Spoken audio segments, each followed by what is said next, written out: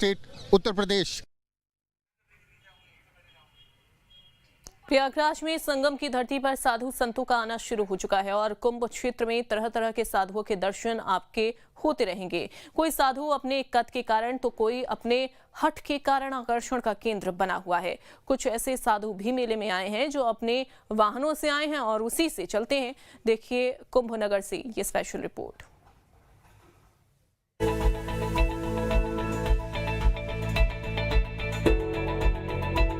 ये टेंट लगा है पंच दशनाम जूना अखाड़े के महंत राजगिरी जी का, जो इंदौर मध्य प्रदेश से कुंभ मेले में पधारे हैं। और महंत राजगिरी ने करीब 900 किलोमीटर की दूरी अपनी इस जोगिया एम्बेसडर कार से ही तय कर ली है।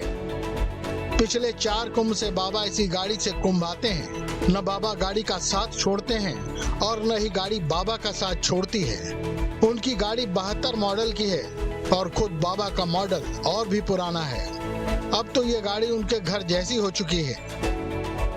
4 बार कुंभ मेला यहाँ पर कर लिया इस गाड़ी से, क्योंकि ये हमको लेकर के हर जगह में जा रही है, आ रही है।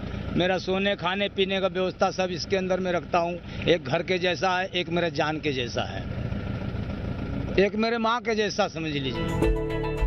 बाबा की जोगिया रंग की कार कुंभ मेले में सरपट दौड़ती दिखाई पड़ सकती है। बाबा के इस एम्बेसडर कार में सब कुछ जुगाड़ से है।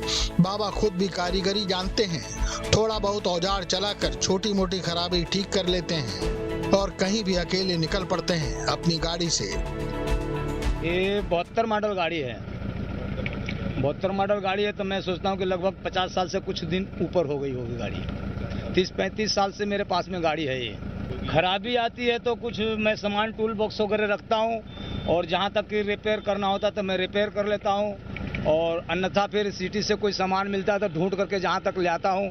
पर सबसे बड़ा खासियत ये है कि हर जगह में गाड़ी ये खराब नहीं होती है। जहाँ पर कि मिस्त्री इसको मैकेनिक कुछ ठीक करने वाले मिल जाए या तो खुद मैं रिपेयर कर सकूँ, इसी जगह में ये खराब होती है गाड़ी।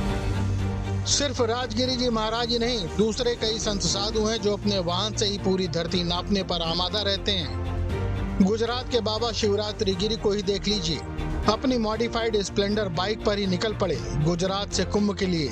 ये सोचकर कि साधु संतों से मेल मिलाप होगा, आस्था की डुबकी लगाएंगे और 14 दिन में ही पहुंच गए प्रयागराज।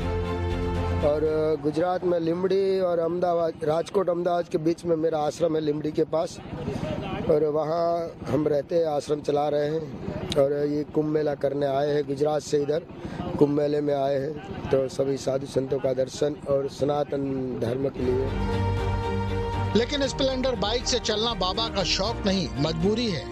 3 साल की उम्र में ही पोलियो का शिकार हो गए थे बाबा, लिहाजा बाइक को तिपहिया बनाकर चलाते हैं। बाइक के आगे पीछे लगा त्रिशूल और फरसा सनातन की परंपरा को दर्शाता है।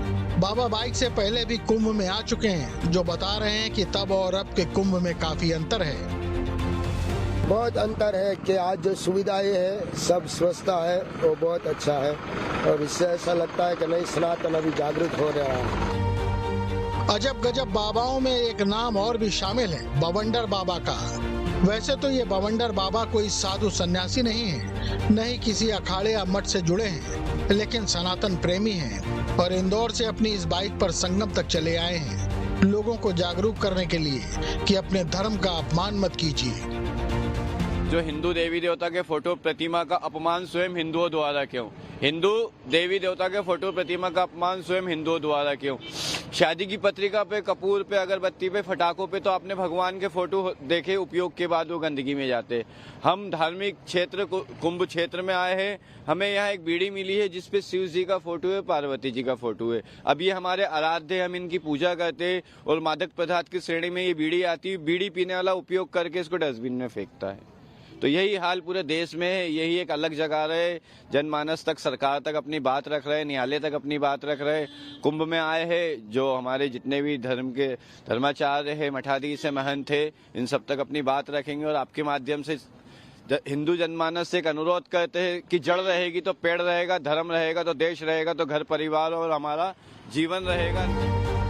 अपने इस प्रण को लेकर बवंडर बाबा पिछले 3.5 साल से बाइक से ही भ्रमण कर रहे हैं देश का और लोगों को समझा रहे हैं कि जड़ रहेगी तभी पेड़ रहेगा और तभी फल भी मिलेंगे। अपनी जड़ यानी अपने धर्म से जुड़े रहना जरूरी है। कोई भी सिख समुदाय का, सिख गुरुद्वारे का, वाहेगुरु का कई चित्र चिन्ह का अपमान कोई सरदार नहीं करता, ना होने देता है।